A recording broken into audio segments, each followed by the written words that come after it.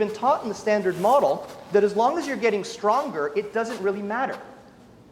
Have you guys not heard that online? Where you can never be too strong, strength is okay, strength is the way that we ward off injuries, strength is the way that we increase performance, strength is the way that, and the word strength is somehow a generic word that means one thing. The standard model has taught you that strength is strength and power is power. For example, I have an athlete and I want to increase their power. So name me an exercise that would be a good power exercise.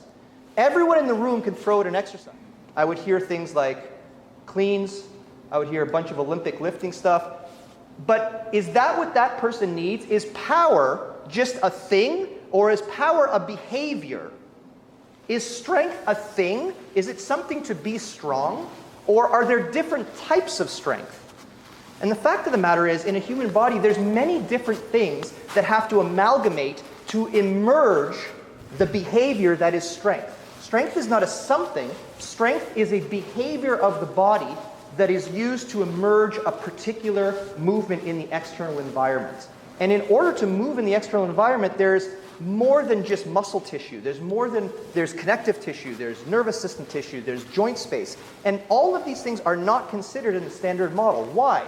Because the standard model's goal is the end result of the movement. Another good example.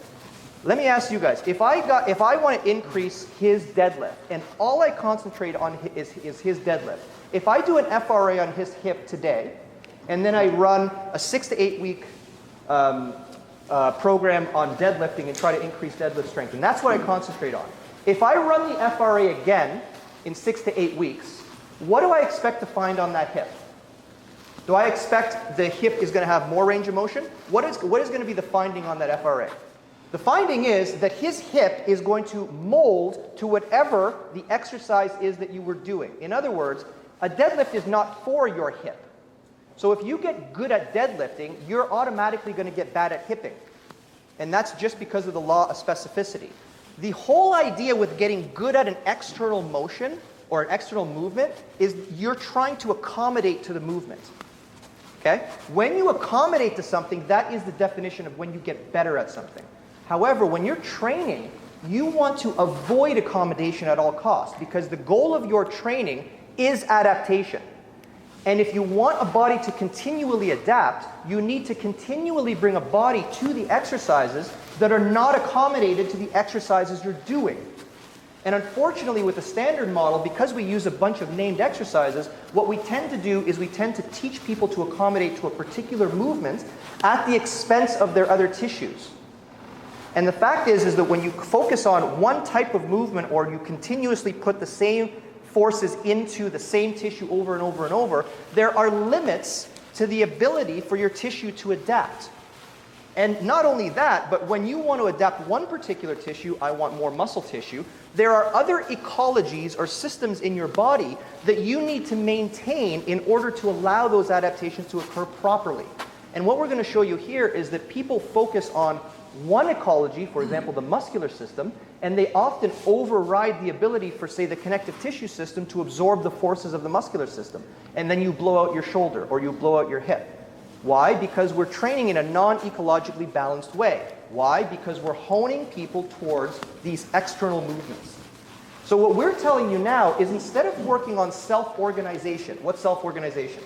When I take Will and say deadlift, his body immediately takes all the capacities he has and he self-organizes into the deadlift so that you can produce the movement. We're telling you not to focus on self-organization.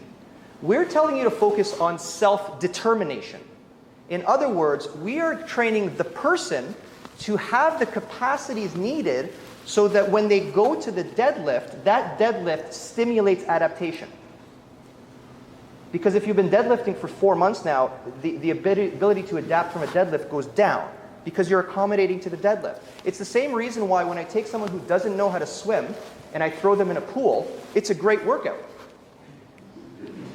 Right? There's flashes. But as soon as that person accommodates to the water, as soon as the body learns how to cheat the system, then it's no longer an adaptive workout. Then you can go for a swim and your body, it's used to those inputs, so it doesn't have to change.